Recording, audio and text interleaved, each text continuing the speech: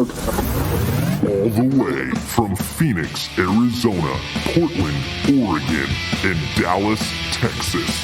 It's the Bros Before Elbows Pro Wrestling Podcast.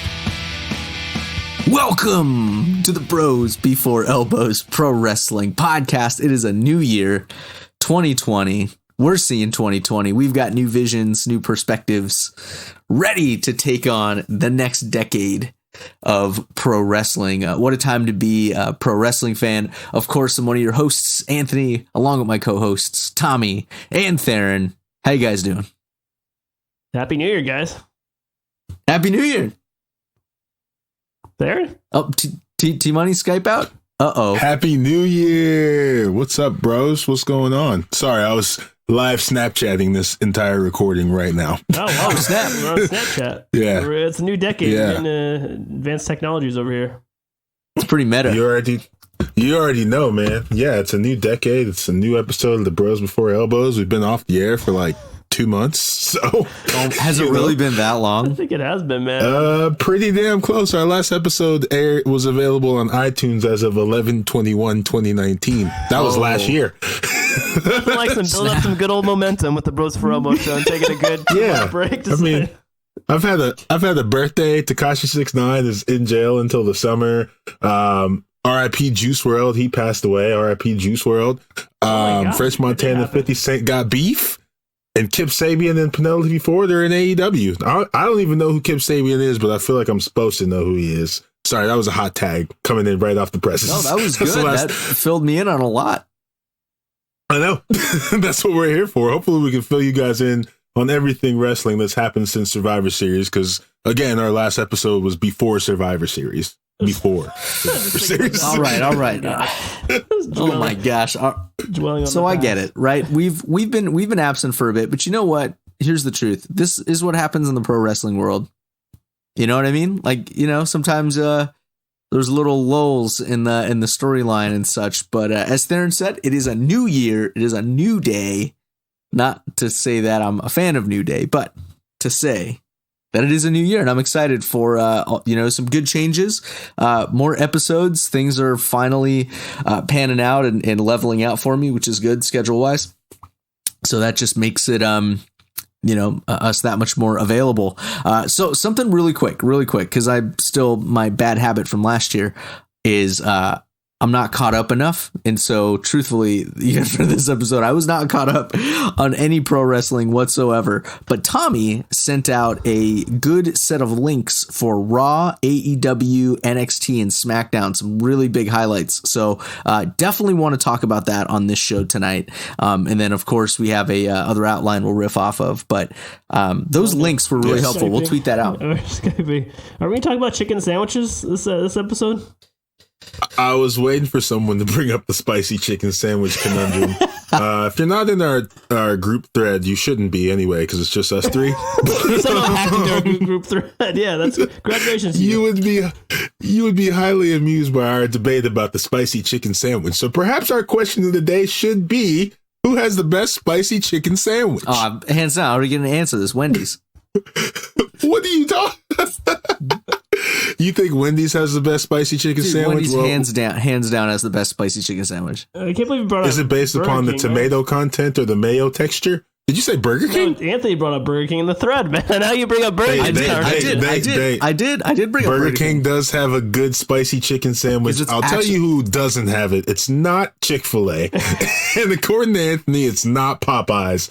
I would say Wendy's probably has it, because Popeyes, I don't know how they do it in other states, but I'll tell you how they do it here in Dallas, Texas. When you go get that spicy chicken sandwich, it's already made. So you can't edit it. You can't modify it. You can't take the pickles off of it. It comes as is.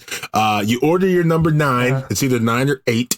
And then you see like 7 chicken sandwiches already up there wrapped and ready to go. And you're just like, can I get it without pickles? They're like, it's already made. Oh, okay.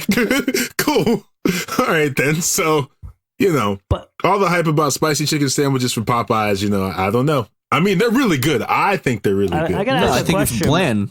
I get that. Like, what is does KFC have any like say in this, or are this completely left behind in the chicken wars? Like, that's the original like OG, man. That's like the I mean, it was never like solid. That's like McDonald's not having like a decent hamburger kind of thing. Like, what is KFC having to say in these fast food wars?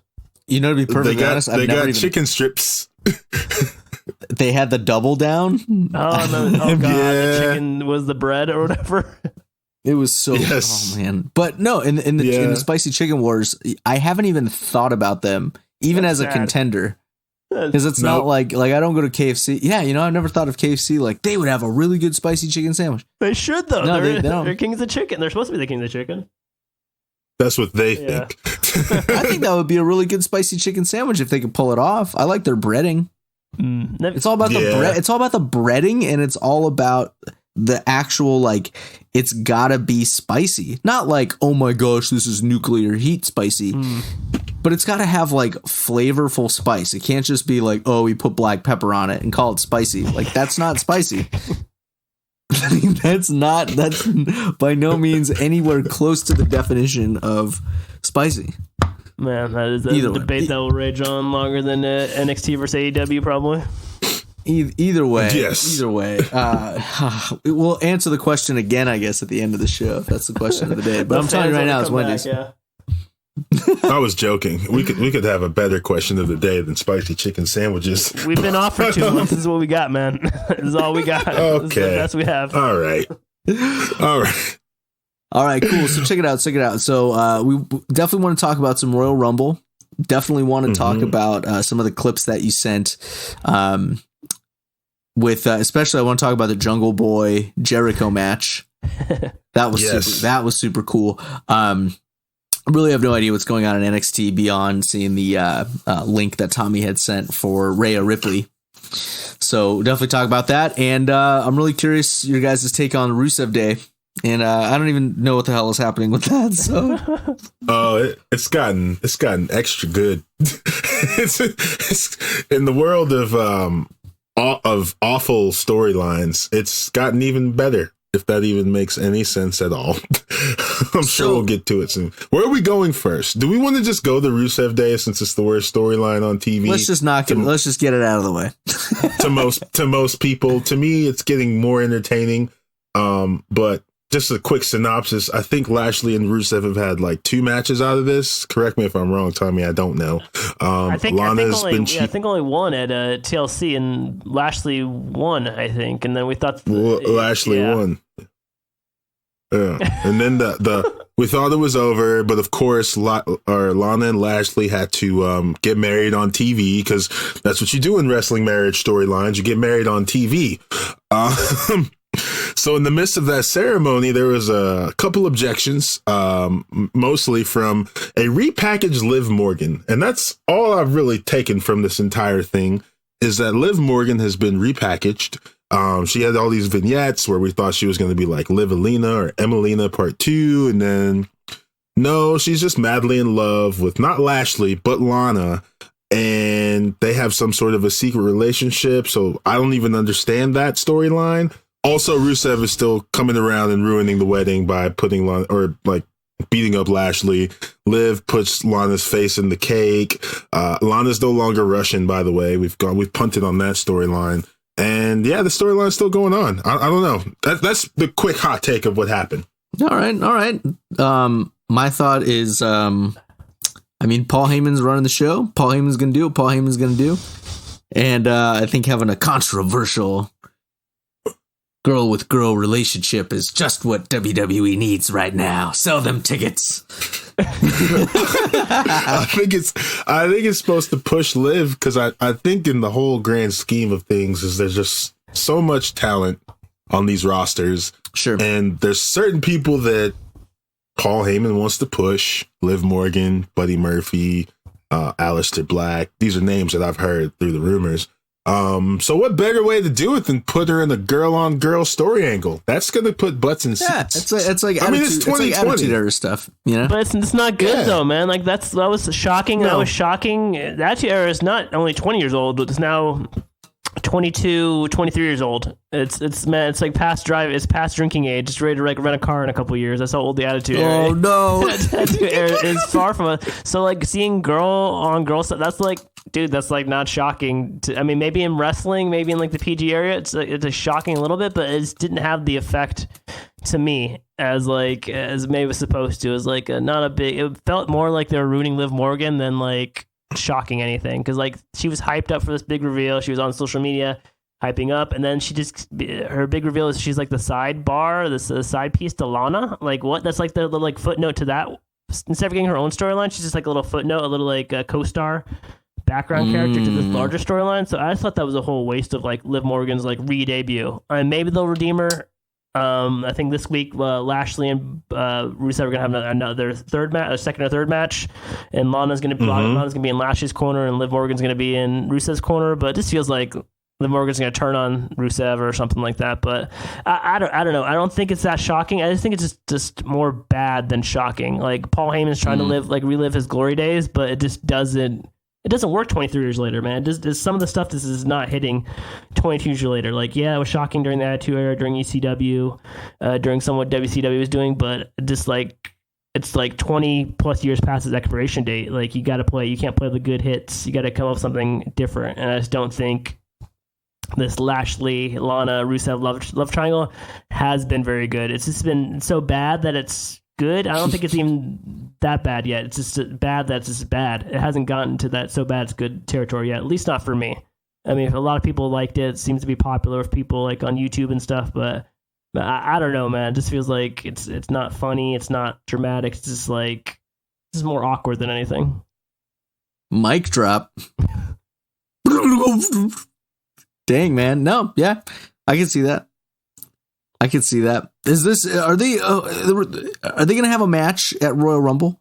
Is that what this is building up to? There's a match scheduled for next week with like Lana and Liv Morgan in their corners, but I don't know if they're going to continue it to the Rumble. Like, are they just going to meet in the Rumble or somehow, and then it's going to continue it that way? Or they get like what? I don't know. Like, what other twists and turns could you have after you already had like a lesbian like interfere with your wedding? Like what? Like what are they doing? Where do you go from here? Yeah, instead of like ending the page and pressing save on their document, they just keep typing, and just like panic typing, and just to get that word count up. And it's just like you can end this story anytime now. You could end it like a month ago. Like so I don't know. I'm kind of curious where they go next, but it just everywhere they turn's kind of been dumb. Yeah. We'll see what happens. I feel like Rusev, Bobby Lashley is just going to be the next Sheamus Orton 2020. Mm-hmm.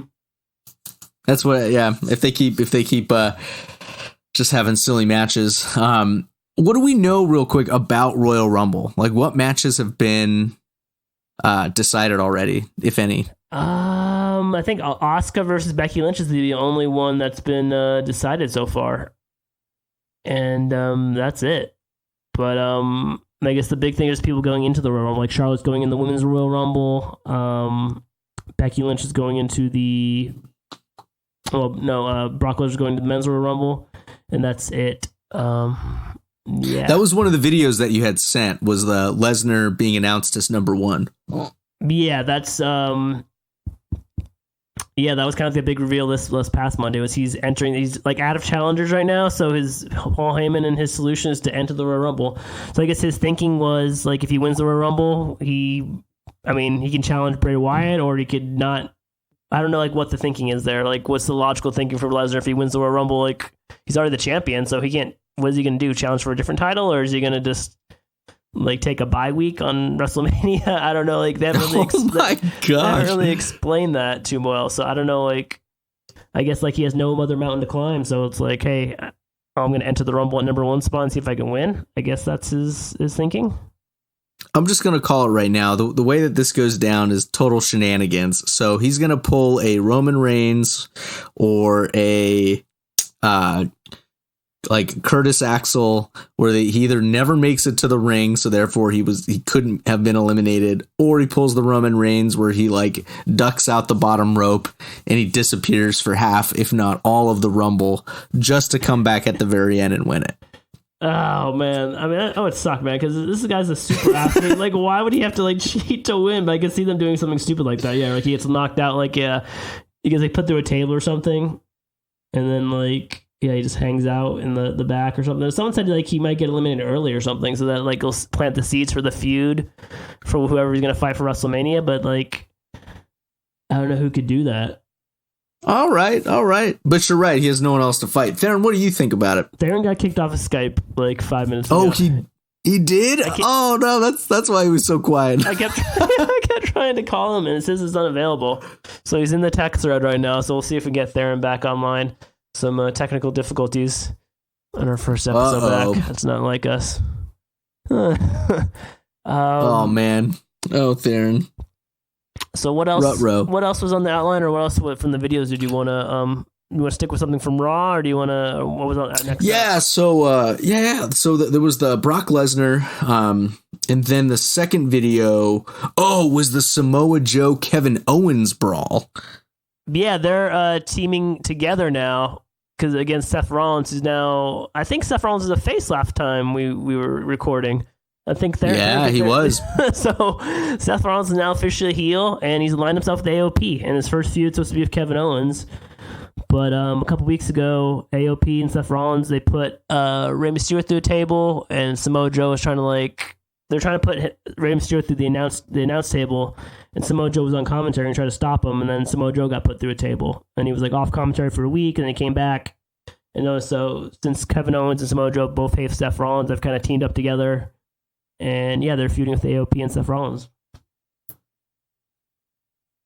Whoa. T-Monies, what do you think?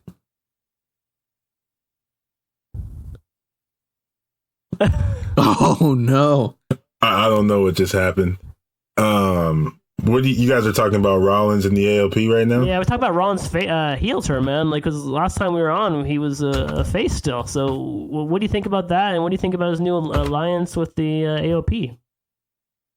I think it was good for him, man. One thing about Rollins is he's not afraid to rebrand himself. And, turning heel for him was good. I mean, I guess he was no longer over as a face.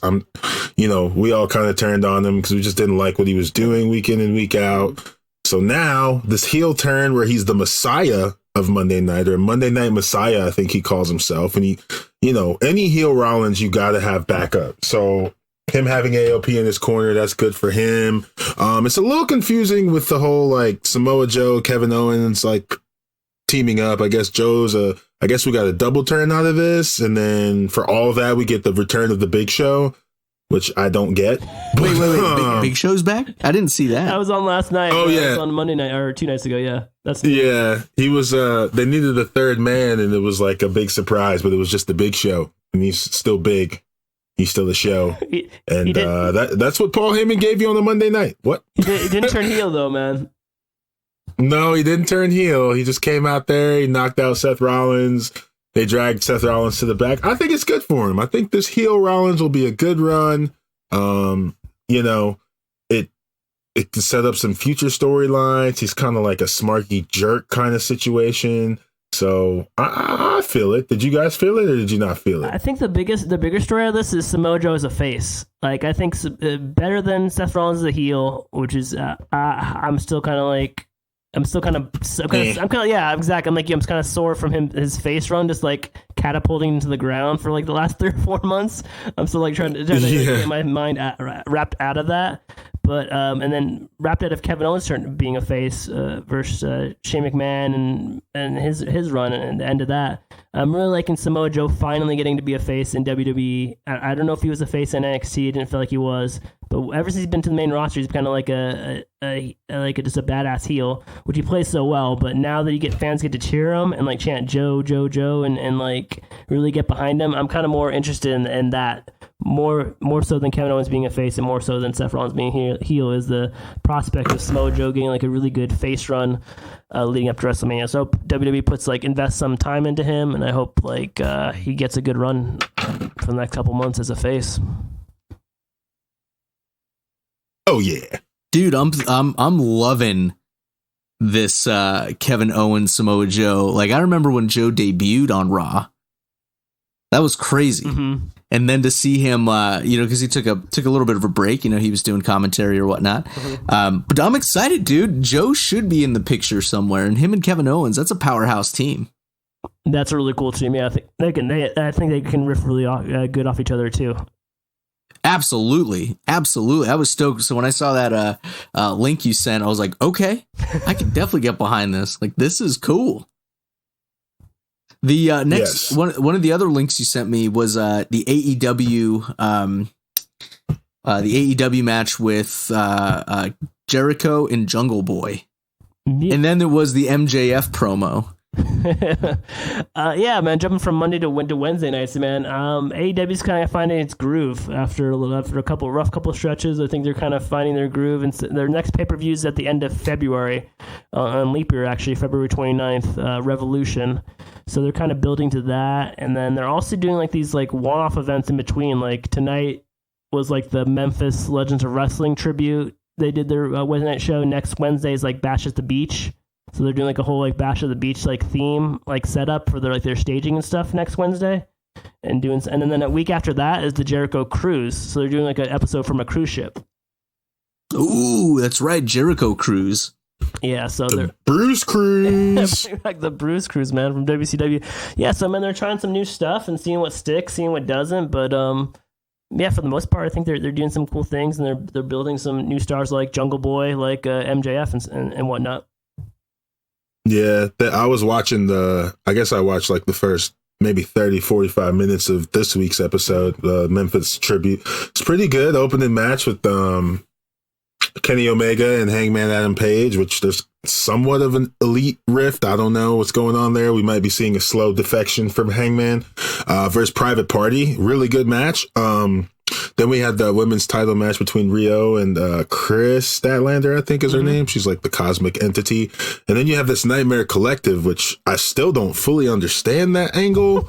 I guess Brandy Rose is the leader, and then they got Awesome Kong in there, and they got this other lady that just came out of the crowd. I'm guessing she's a wrestler. Some king of death matches in Japan is now part of this group. So do you guys think that the storylines are... Do you think they're all over the place, or do they all kind of have a footing? Like everyone's got a feud. Like Pac was on there. He did that Rings of Saturn move to somebody in the back. I don't know. He wants to fight either Omega or Hangman. So do you think they have like a sense of direction on their show, or is it just kind of like throwing things out there to see what they should really focus on? And of course, there's that Moxley versus join the Inner Circle offer that's on the table with a free Shelby GT. Yeah, but I think they're kind of all over the place right now. Like someone said, like they're in like 14 or 15 episodes in, and they skipped Christmas week, so they had like a week they skipped. So they're still finding their rhythm, man. It's kind of hard, man. When you compare it to like a machine that is WWE with Raw, like over like 2000 or whatever, so many episodes, and SmackDown, and how NXT transitioned like seamlessly to like the network right into being on USA without like missing a beat, and actually kind of got like a little bit better. Just because WWE is a freaking machine, man. They're like $1 billion company, man. They know how to like do their stuff really good. So, and then the contrast to AEW, which is they're just like, man, they are really like learning on the fly, and everyone's watching them do it. They're getting thrown in the deep end, saying, "Hey, go swim," and they're trying their best. But yeah, some of their stuff is all over the place. Like you said, some of like their factions, like the Dark Order, is really weird. The Nightmare Collective. I feel like I'm missing a couple other factions they have. But yeah, they have a lot of factions. A lot of storylines are kind of like they don't know what they're going for, but like the stuff they do really good, like they really do really good tag team wrestling. Anything Moxley does is really good. Anything Orange Cassidy does is really good. Anything Jericho does is really good. The Lucha Bros, anything they do, a Private Party, another one's really good. Darby Allin, Joey Janela. Yeah, so the stuff they hit, it like hits out of the park. And you gotta love a Marco Stunt too, because that guy is only like 5'2" or something. He just looks so small.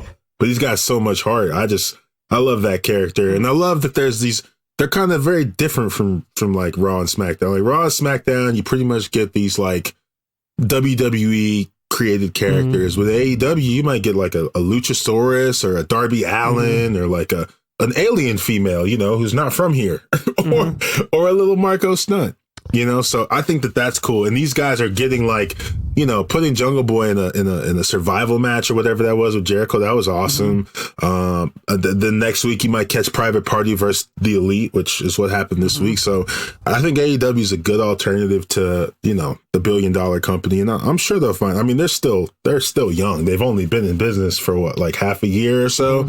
So, and I like that they're not putting, so, in WWE, there's kind of a pecking order. A lot of people stay at the top, like a Randy Orton or whoever. They kind of stay in some sort of a storyline at all times. In AEW, you don't necessarily see the owners, like the active, like Kenny Omega. Cody Rhodes right now can't even challenge for the world title.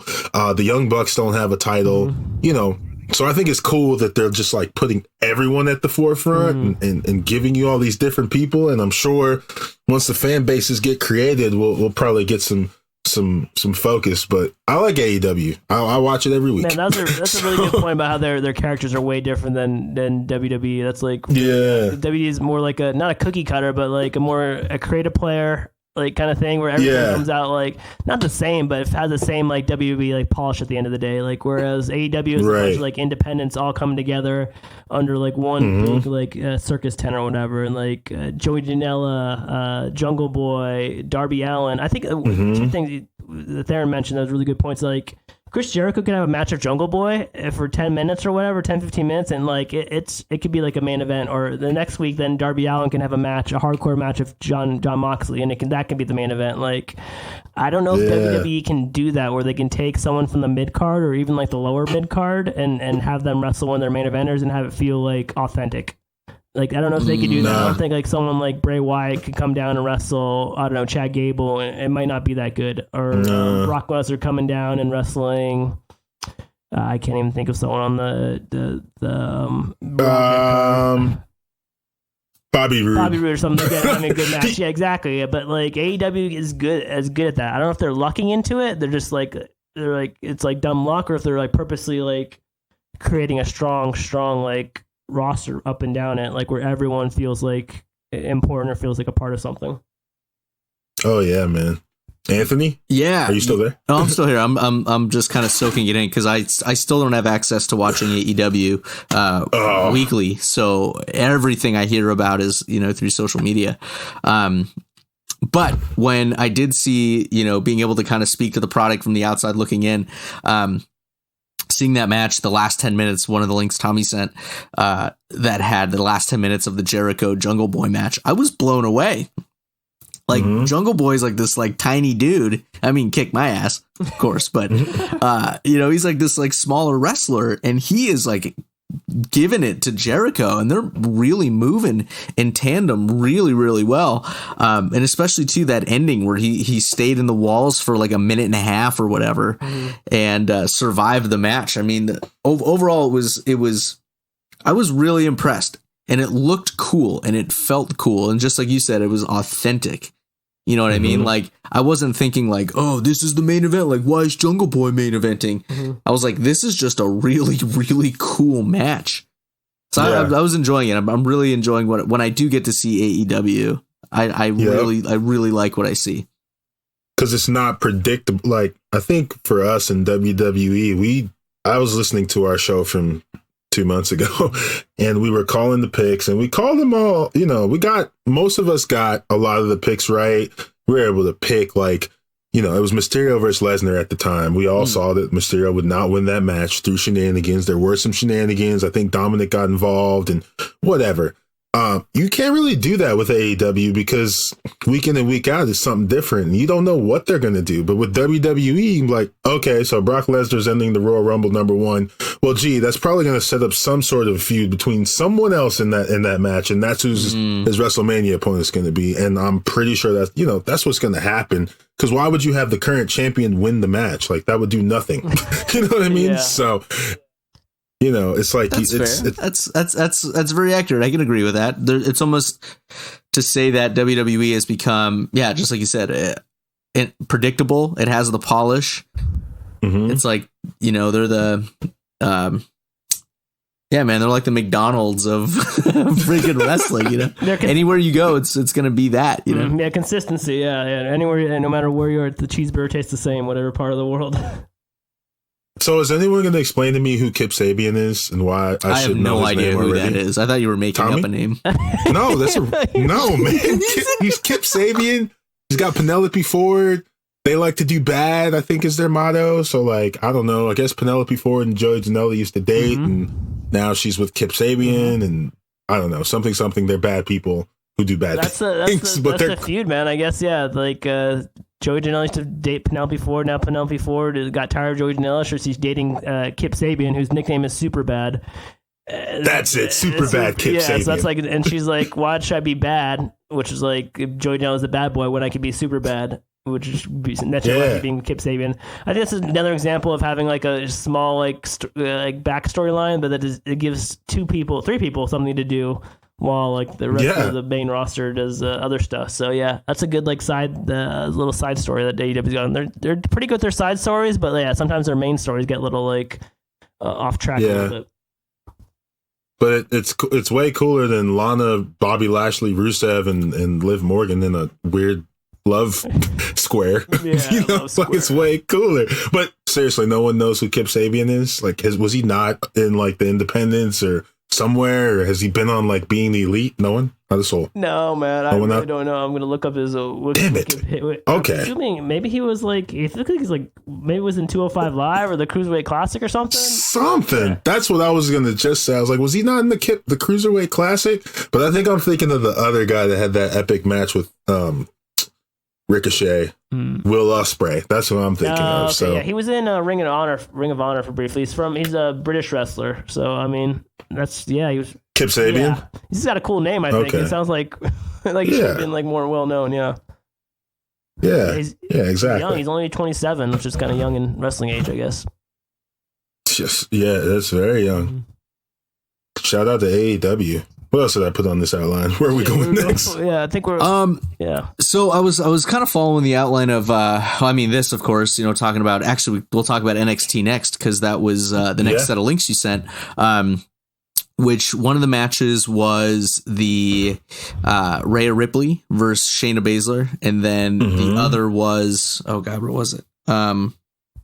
I think it was Finn Balor versus Adam Cole, baby. Adam Cole, baby. Yeah. So, but first let's talk about Rhea Ripley, Shayna Baszler. Rhea's the new champ. That blew me away. Yeah. That's big, man. That's huge. I mean, Shayna's been dominating that division for at least over a year, right? She's been champ for a while, yeah. She has been. Because, I mean, she lost the title to Kairi Sane for like a month, and then she got it back, and then she just went on a tear of just making people tap or snap. That was her whole thing, and most of them passed out. But she defeated like everybody in that division over that year, like all the names, all the people you could think of. And then it was almost like there's probably no one left for her to beat. So it was like, is she going to just kind of hand the belt off, or is she going to get a send off? And I guess she got her send off with Rhea. So I think Rhea's good for that scene. I think Tommy, I want to say you did like a live little report on either that story or something else that happened tonight, but it was like how now they're going to have who her number one contender is. And it's like all those people came out to the ring. I think it was like Bianca Belair and some other names, a chick from NXT UK whose name I can't think of right now. Toni Storm. Toni Storm, and the actual NXT UK women's champ whose name I also can't think of right now. Kaylee, but yeah, Ray, I think Kaylee Ray. Let's let you know I don't watch NXT UK. I'm sorry. I don't think most people don't. Yeah, it's kind of like 205 Live, but yeah. So Rhea Ripley took the title off Baszler, man, and she did it in pretty epic fashion, right? I mean, that was a good match. I watched it. It was pretty nuts. It was definitely back and forth, but Rhea Ripley just proved to be just the stronger, tougher opponent. She had a good run. Yeah. Since Survivor Series. And man, Shayna Baszler's formidable. Like every opponent she's had, she's just kicked ass. And that's definitely seeing the match with Rhea Ripley was just, she deserves it, and she was an ass kicker and was able to take what Shayna was dishing out. Yeah. Yeah, dude. Go ahead, Tommy. Yeah, Shayna Baszler held the title for 416 days. Holy crap, that's like Summer of Punk numbers. It is, man. Before that, yeah. That's like New Day numbers. Yeah, she's has the most combined days as NXT Women's Champion because her first title reign was 133 days, and then the last one's 416 days. So yeah, she had quite a run on her. She had 133 days in that first run? Damn. That's crazy. Sorry. Had to do my token black guy thing. That's so insane. But yeah, that's a hell of a run, man. So I think that the rumor sheets are saying that she'll go up to the main roster. Which that could be good or bad. I don't know. It really just depends on what they do with her. Yeah, man. But they cannot overlook her because I think if you get her up to the main roster and you book it correctly and maybe you pencil her in as the Royal Rumble winner and her and Lynch have a feud going to WrestleMania, or her and Asuka, it doesn't really matter. Whoever the champion is at the time. Not Bayley, though. We don't want to see that. I'm sorry, man. I'm punting on the Bayley heel turn. I know I lobbied for it like 3 years ago, but I just can't get behind it. The haircut, man. The haircut in the ring. It's that stupid haircut. Yeah, man. And then Sasha Banks hasn't like turned her back on her yet. Like, what is going on? But yeah, man, I think Rhea Ripley, I think it was the perfect timing for her, man, because she really became on strong going up to Survivor Series up until War Games, and like I feel like she was like climbing that mountain really fast, and instead of waiting like WWE does oftentimes, they just strap the title on her, man. Just like ride that momentum. Don't wait. Don't bump it out to a pay-per-view. Just do it on a Wednesday night and see what happens, and let like the crowd rush the ring and all that good stuff, man. So I really like the timing of that, and yeah, I think it was one of the NXT's better stories of the year. Yeah, big time good stuff going on there in the women's division. Way better than Bayley. Everyone's sorry punting on Bayley, but yeah, it's no, I'm not gonna get in a Bayley tangent. I want to get to the next thing. The Adam Cole Prince. I guess he goes by Prince now, right? Who? Finn Balor? Prince Balor? He changed his... excuse me? Isn't that he changed his name? I thought he did. Isn't that what they're calling him now? That's what he went by, like in the independent scene, as Prince Devitt. He was Prince Devitt, right? But I don't know. I don't think maybe he's in the promos. Maybe he's before. I haven't really been watching NXT that much, so I'm not totally caught up on that. Oh, got it. Yeah. Yeah, they had made mention of it a few times, but I thought that match was good. Freaking Adam Cole and Adam Cole could put on a hell of a match. Hell of a match. He's definitely had one of the better, like 2019's probably one of the Wrestler of the Year contenders, I think, for Adam Cole. Easily. I think he won that award on NXT. Oh, okay, yeah, because NXT did their award show last week. Yeah, I think you're right. The whole Undisputed Era had the year of 2019. That 2019 was definitely their year. They won all the gold. Yeah, man. Yeah, they did. They fulfilled the prophecy, and the prophecy lives on for now. So we'll see what they do in 2020, right? I mean, I don't know. What can they do, man? How can they top that if they held most of the gold for 2019? Like, I think they're the most powerful faction probably in pro wrestling. I don't know what could make an argument. I agree. Yeah, I'm trying to think of the second most powerful one. Wow, that's bold, but that's true. But do they stay on the gold and black and gold brand? I mean, because moving them around could be very detrimental. Obviously. Yeah, man, they could kill like NXT in the how could they afford to lose all four like at one time? I mean, maybe I guess they could build it up to whenever the takeover for WrestleMania is or something. But I don't know, man. I don't know how they might stay the whole next year in NXT. I don't mind if they stay there. Yeah, but I would want them to stay there. To. They can't leave. Not yet, because NXT's like it's its own thing, you know. And I feel like they compete with Raw and SmackDown on a weekly basis, and a lot of times they give you better stuff. Yeah. So it's like, if I turn on SmackDown on Friday, I might see for the third time someone attempting to put dog food on Roman Reigns' like body. If I turn on Raw, I might see Rusev Day stuffing Lana's face in cake. If I turn on NXT, I'm probably going to see some hard nose hitting fighting and maybe some some cool promos and somebody tapping or snapping. So, I mean, why would you stop that, you know? So I just wanted to know if y'all thought that it might be time for them to move on, but you can't move all four of those guys at once, especially the way that it happens when you go to the main roster or the other two rosters and you just kind of get lost in the shuffle. I mean, look at Shorty G, for crying out loud. he had so much promise in American Alpha.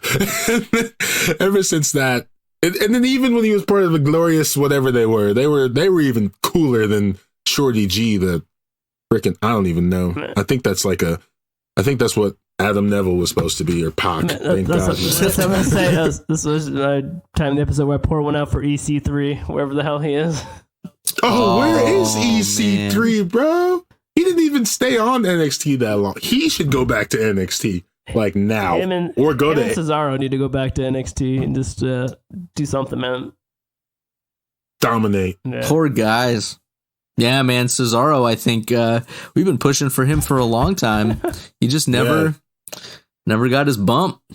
It's because Vince McMahon doesn't like his accent or something stupid like that. I don't know the actual reason, but Cesaro is underrated by all you people listening right now in Bristol or wherever your headquarters is. Underrated. Okay, he's been underrated for so many years. He's like now properly rated because he's been underrated for goddamn like 4 years, 5 years running. It's like it's like a running joke, man. At this point, it's sad, man. Well, you think of it like there are wrestlers in the history of wrestling that never held the big one.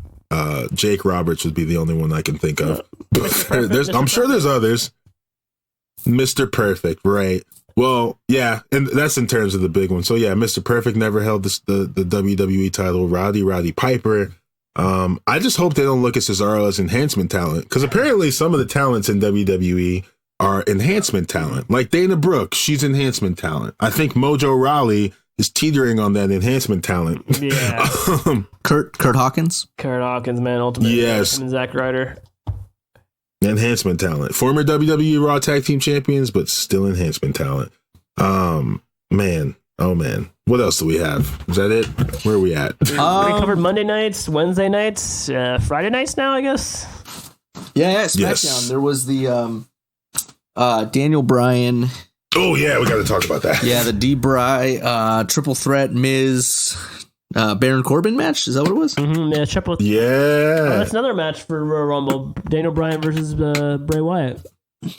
Yes. Insert the Miz anywhere into this angle, just to turn him heel. For what reason, I don't know. I've always felt like he was always a heel, always better as a heel, but decent as a face.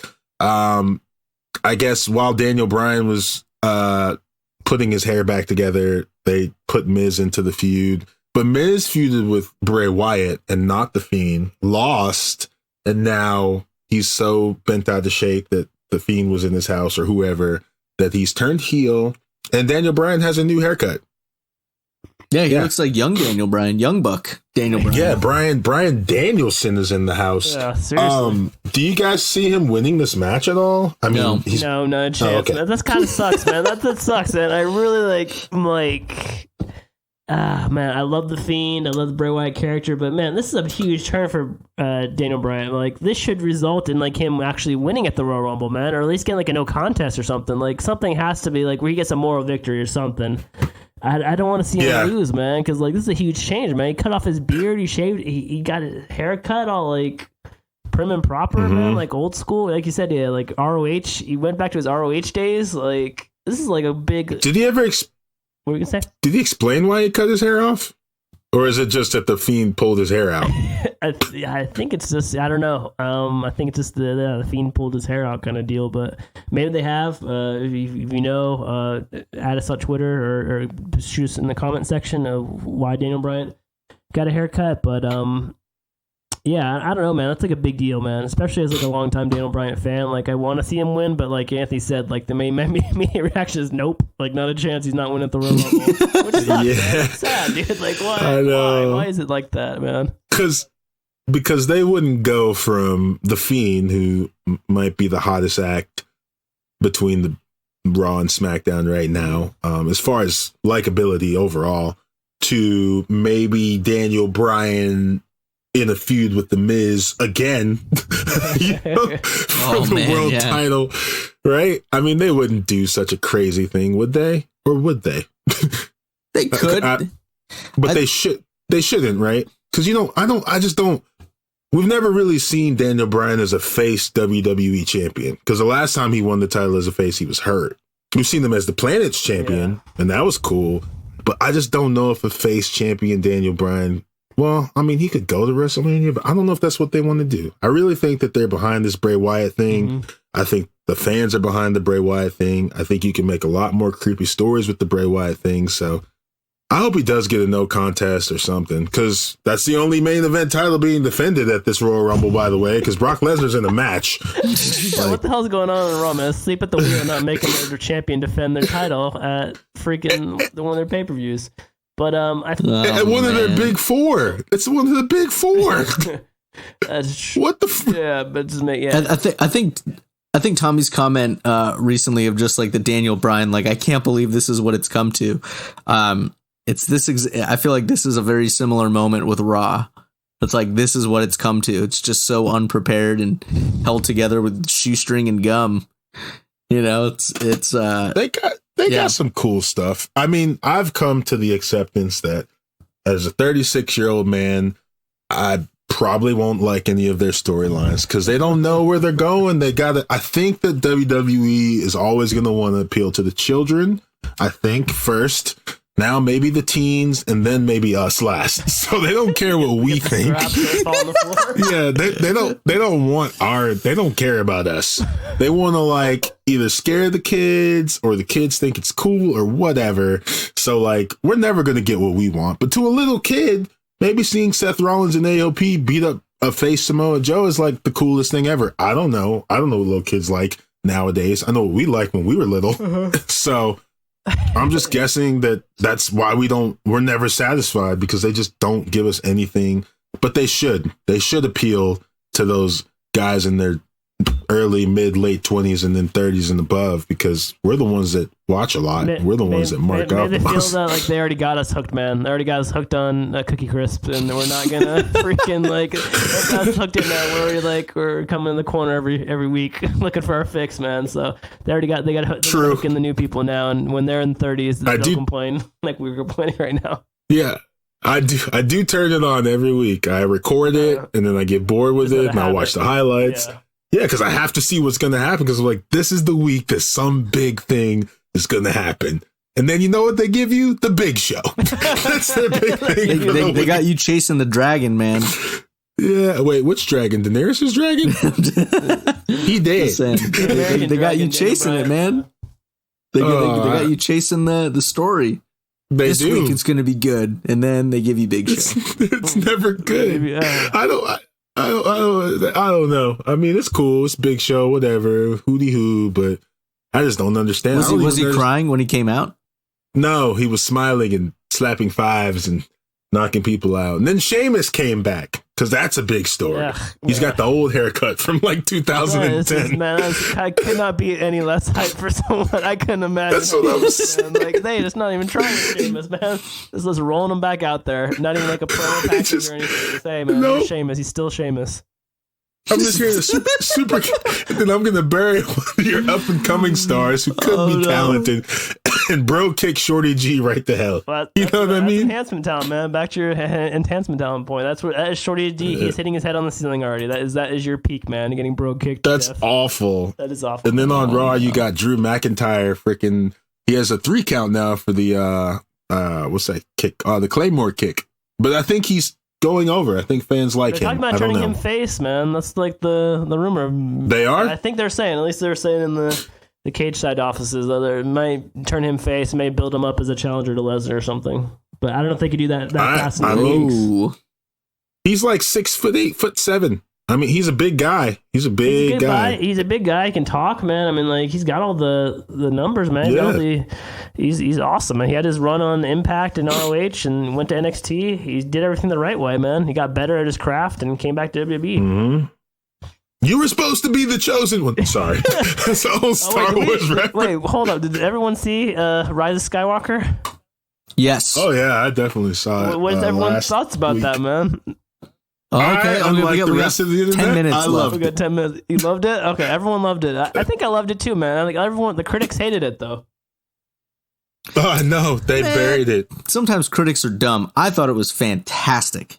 So did I. I was really into it. Because I didn't see it right away. It took me a few weeks, and I just kept hearing people so awful and blah blah blah, and I was like, "Oh snap! Rey's going to become a member of the Sith. She's going to lead this." I was just guessing because I saw the commercial where she had on the little hoodie. Yeah. I was like, "Damn, they're going to do a double turn," but obviously that's not what happened. But I liked it. I didn't even. What did the critics not like about it? What was so bad? They didn't like wrap up everyone's like story. They leaned too much like on the old school thing. Like they had different directors from.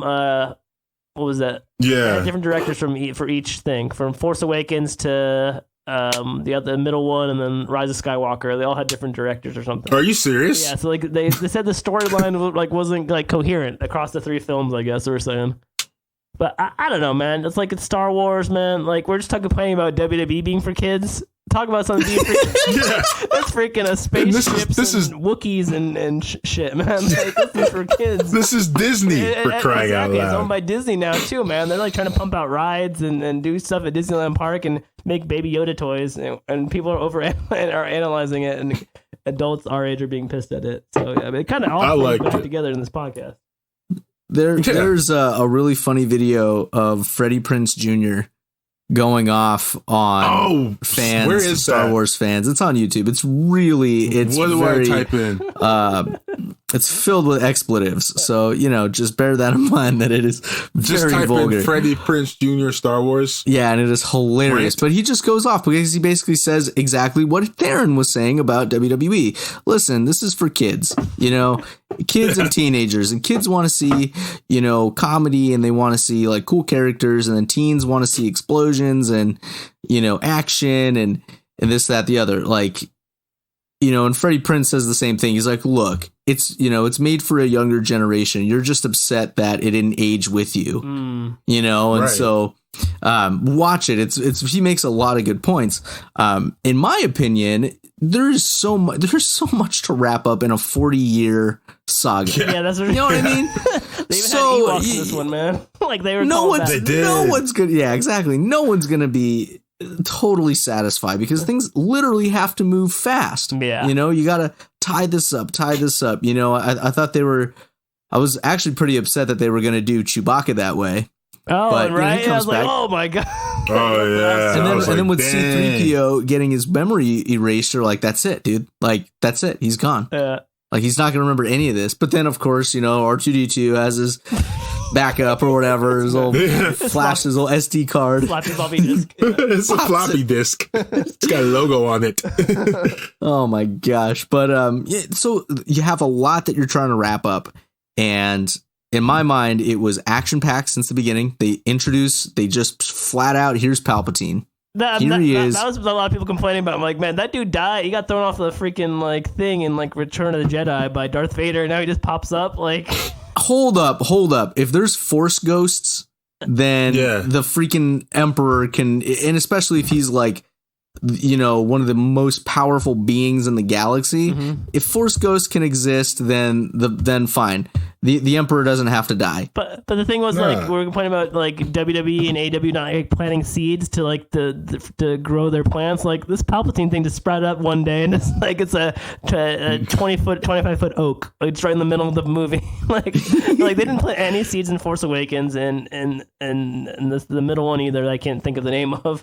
They didn't like plant any seeds for this. The middle one was Last Jedi. Last Jedi. Like there was no Palpatine season either. He just pops out and he's the big bad guy for the whole like thing, which I think it was cool after he came back and like seeing like Kylo Ren's like face turn. I popped for that, man, when he's like busted everyone up with the busting like the knights with the lights. Yeah. The Knights of Ren. Yeah, the Knights of Ren. He's busting all of them up with his lights. I thought I popped for that too. So I don't know. Hey, something real quick. Superfan Dan pointed this out. He said after Rey healed Kylo and Kylo became Ben, he doesn't say a word the rest of the movie. Nope. Oh, really? Oh, wow, man. I didn't even think about that. Wow. He doesn't say a word. So, and once he's healed, when his stomach heals, his face heals too. So the scar that she gave him is healed as well. Oh, I didn't even notice that either. Jeez, man. I was eating too much popcorn, man. I was not paying attention. Yeah, dude. This is the second time Superfan Dan saw it, so he was like, look for this, look for that. That's why he's Superfan, man. That's why he's got the official Bros for Rebels Superfan seal of approval. Oh, yeah. Hey, real quick. Michelle won fantasy football. She beat everyone and the Bros before. Just real quick, she is a badass, and she beat all of us in our league. She dominated the Bros league, yeah, man. That is. Whew. Yeah, I blame the Dallas Cowboys. While we're on the air right now, I blame them and their 8-8 season. They didn't give Zeke the damn ball. He can't eat that. He didn't get enough cereal, and it gets me mad every time. So I have to go to my job, which is at their headquarters. Then I got to go look at Mike McCarthy's stupid press conference. Cowboys are still going to suck next year, so it doesn't matter.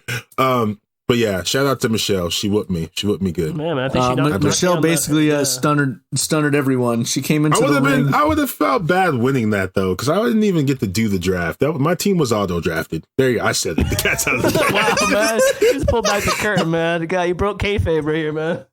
I tried to ride Kyler Murray to the fantasy gold because I somehow got him on my team, and he held his own. But Zeke and Michael Gallup and what's that? I was going to call him Miles Austin. That's not his name. That's from like 10 years ago, man. It's because I live in Dallas. For all of you fans out there and ladies, and all I ever hear about is Cowboys. Like my only good friend out here, Roel, his whole family's all Cowboy fans. So. Last week, we were at his sister's for New Year's, and there was just a Miles Austin story, because I guess Miles Austin was dreamy at one point. So, sorry, Amari Cooper, but you suck too. You didn't do anything for my fantasy. And again, props to Michelle, whoever she is. Yeah, I was worried for like the league, because we had 7 human players and 1 computer player. For like halfway through the season, like the computer was winning, beating the humans. The computer drafted team, the managerless team, was winning. So I was just glad that didn't make the playoffs and didn't defeat us. Terminator scenario, Skynet. Oh my gosh. But yeah, so I had to give some time to shout out to Michelle for destroying everyone in fantasy football this year. Nice, man. We had covered a lot of this episodes, chicken and Star Wars and fantasy football. Yes. Oh my god, and wrestling. So so things to look forward to in the future. More episodes. I'm gonna start trying to get my hands on some more AEW content, and just continuing on with the show. Happy New Year, 2020 vision, roaring 20s, whatever you want to call it. Share the show with a friend, and elbow drop your friends, people. I don't have a motto yet.